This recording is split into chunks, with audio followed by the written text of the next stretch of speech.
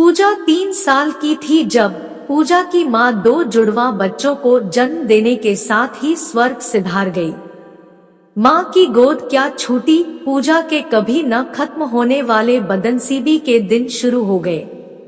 ये वही पूजा थी, अपने मम्मी पापा की दुलारी, पाँवों में पायल पहने अपने नन्हे नन्हे पैरों से भागकर पापा के पैरों को पकड़कर लिपट जाती, मम्मी मनुहार कर कर के खाना खिलाती, कभी चिड़िया दिखाती तो कभी कहानियां सुनाती, तरह तरह से बहलाती, तब पूजा खाना खाती।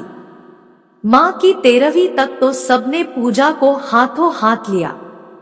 बेचारे बिन माँ के बच्चों का क्या होगा, सब रिश्तेदार सहानुभूति दिखाए।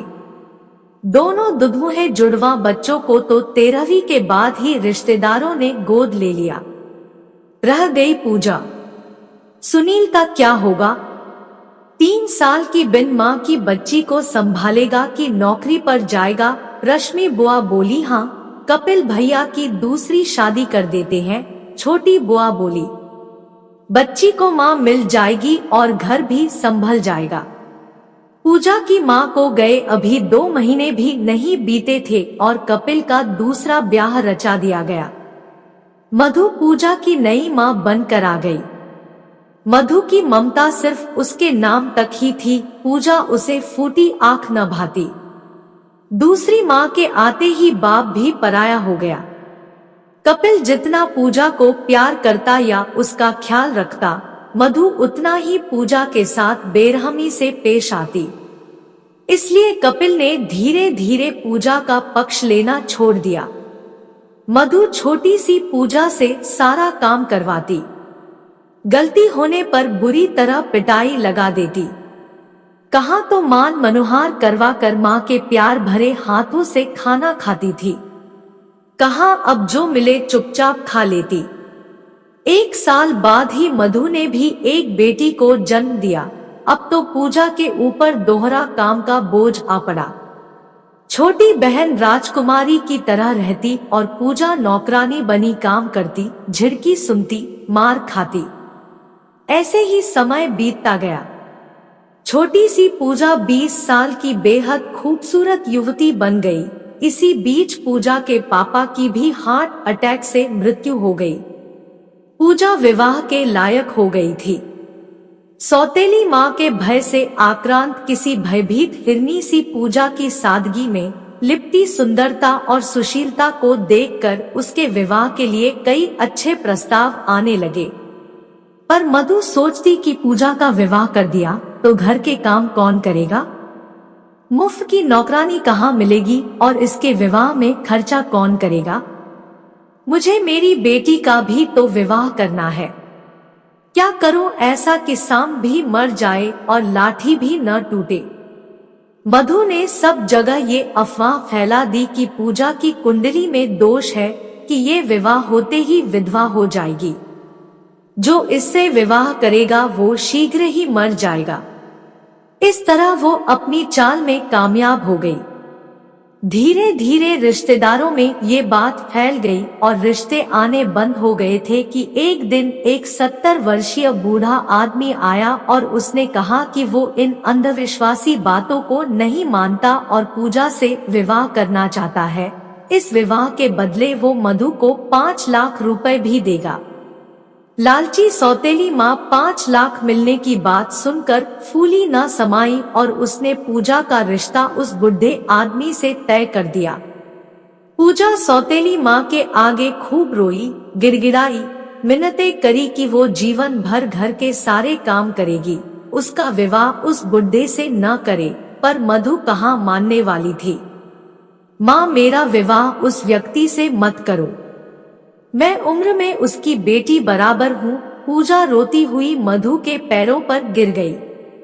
आप जो भी कहेगी वो सब मैं करूँगी, पूरी उम्र आपकी सेवा करूँगी, पर मुझे उस बुढ़े आदमी के पल्ले ना बांधो, दूर हट। मनहूस कही कि जन्मते ही अपनी माँ को खा गई। तेरा मनहूस चेहरा देख देख कर तेरा बाप भी हार्ट अटैक से मर गया। मेरा सुहाग उजाड़ कर भी तुझे चैन नहीं आया। वो भला आदमी तुझसे विवाह करके तेरे जैसी मनहूस को अपने घर में जगह दे रहा है, सिर्फ तुझ पर ही नहीं हम सब पर एहसान कर रहा है। उसके दिए 5 लाख रुपयों से तेरी छोटी बहन का धूमधाम से विवाह होगा और मेरी भी बाकी जिंदगी सुख चैन से बीतेगी, लेकिन तुझे विवाह नहीं करना। अरे करमजली, भाग्यहीन। अच्छा भाग्य लिखा कर आती तो आता कोई सुदर्शन युवक, जो ले जाता तुझे नाजों से विवाह कर। सौभाग्यशालिनी तो मेरी बेटी है, पर तुझे क्यों खुशी होगी? जलती है ना तू तो उससे। अपने पैरों पर सिर रख कर रोती बिलखती पूजा को पैरों से ठोकर मारते हुए मधु का हृदय जरा भी न कांपा। अब ये रोना धोना बंद कर। घर के काम क्या काले पीपल की चुड़ैल आकर करेगी?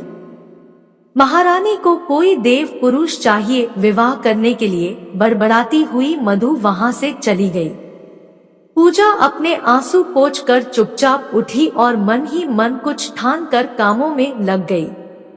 देर रात मधु और बहन के सो जाने के बाद पूजा धीरे से उठकर दरवाजा खोलकर बाहर निकल जाती है। रोती हुई अपनी जन्म देने वाली माँ की तस्वीर को अपने सीने से लगाए सूनी राहों पर उसके कदम रात के नीरव सन्नाटे को चीरते हुए अनजानी मंजिल की ओर बढ़ते जा रहे हैं। ना रास्तों का पता, ना ही मंजिल का ठिकाना।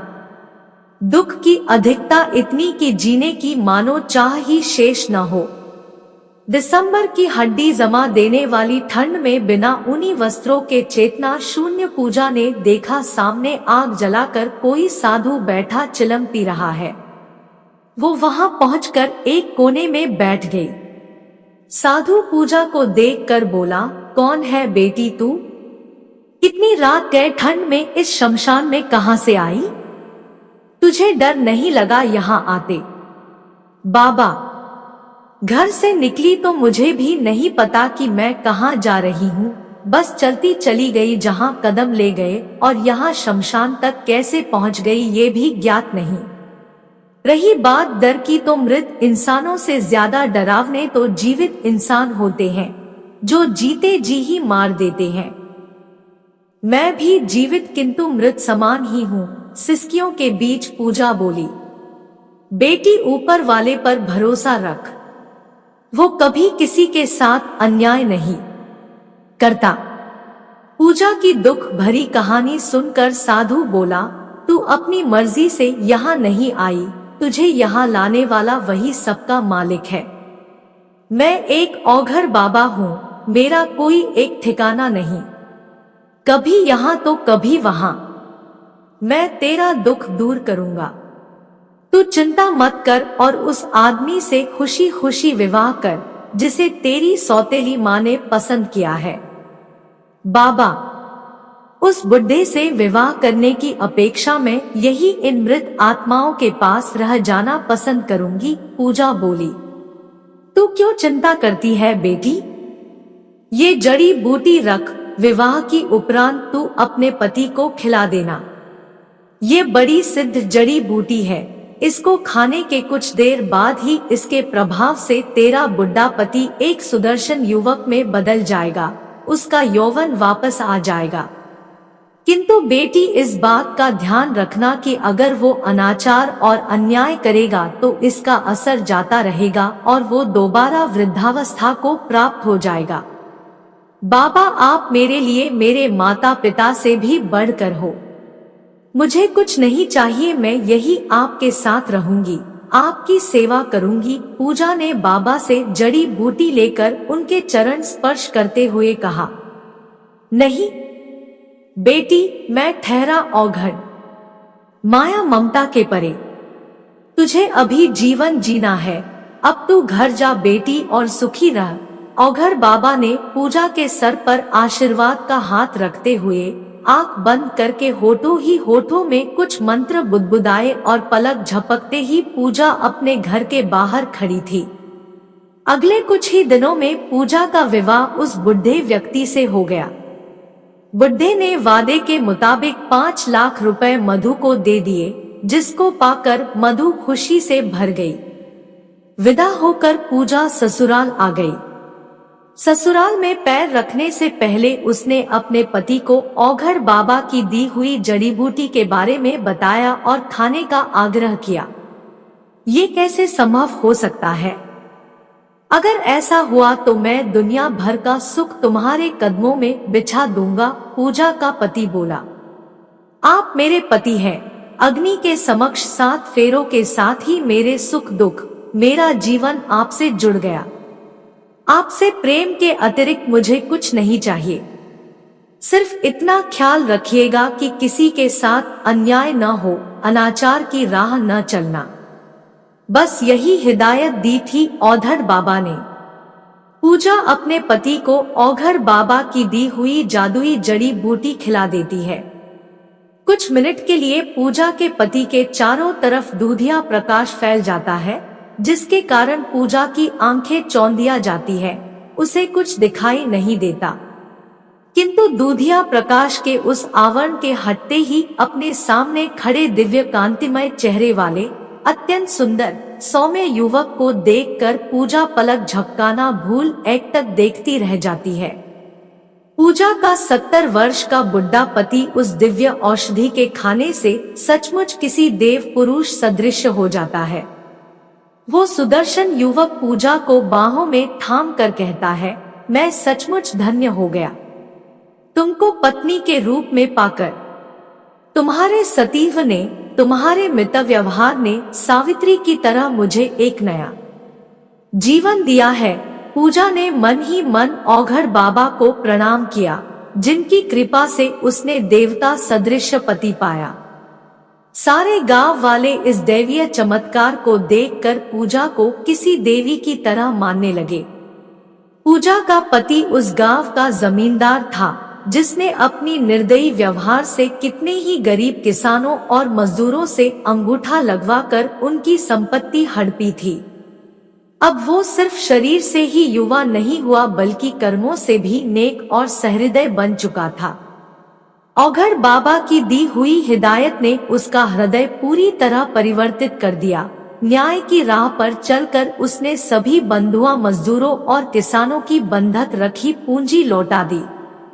इधर मधु ने पूजा के विवाह के एवज में लिए 5 लाख रुपयों से अपनी छोटी बेटी का विवाह एक बड़े घर में तय कर दिया। एक दिन पूजा के गांव से आए एक व्यक्ति से उसने पूजा के पति के युवा बन जाने की खबर सुनी तो उसको यकीन नहीं हुआ। ऐसा भी कहीं होता है। अनपढ़ गांव वालों को तो कहानियां गढ़ने की आदत होती है। मन ही मन उसने कुछ सोचा, चलो चलकर देखती हूँ, इसी बहाने क्या पता कुछ और रुपए मिल जाए। वो पूजा के ससुराल पहुंची तो घर के दरवाजे पर ही अत्यंत सुदर्शन युवक ने उसके चरण छूकर उसका स्वागत किया। आह, कितना सुंदर लड़का है, अमीर भी दिखता है, देखो पता करके कौन है। तो छुटकी का रिश्ता वहां से तोड़कर इससे कर दूं, मधु का कुटिल दिमाग चला। पूजा, देखो कौन आया है, उस युवक ने पुकारा। अरे माँ, आप कब आई? हमको खबर कर देती तो हम खुद लिवा लाते आपको। पूजा सौतेली माँ को देखकर खुशी से बोली। मधु की नजरें पूजा को ऊपर से नीचे तक तौल रही थी। कितने भारी जेवरात पहने हैं इस मनहूस ने, और साड़ी तो देखो कितनी कीमती है। भाग्य खुल गए करमजली के, तेरा तो विवाह के पश्चात खूब रूप निखर आया है। पूजा मन ही मन कुढ़ती हुई मधु ने शब्दों में मिश्री घोलते हुए कहा, जरा जवानी जी को तो बुला, कहाँ है? मिल लूं उनसे भी।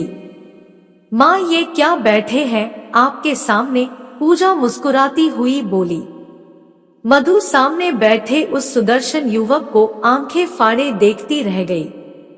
पूजा से सारी बातें जान लेने के पश्चात उसके कपटी कुटिल मन में भी औघड़ बाबा से मिलकर यौवन पाने की इच्छा होने लगी। पूजा से विदा लेकर वो अपने घर तो आ गई, पर उसी रात उस शमशान में जाती है। किस्मत से औघड़ बाबा मिल जाते हैं। बाबा, मेरी मदद कीजिए, मेरी बेटी के साथ बड़ा अन्याय हो रहा है। उसके पिता उसका हाथ एक बहुत वृद्ध के हाथ में दे रहे हैं। मेरी फूल सी कोमल बच्ची को बचा लीजिए बाबा। दिखावटी आंसू आंखों में भरकर रोती हुई मधु ने बाबा के चरण पकड़ लिए। धुनी रमाए बाबा की दिव्य दृष्टि ने मधु के झूठ और कपटी रूप को पल में पहचान लिया।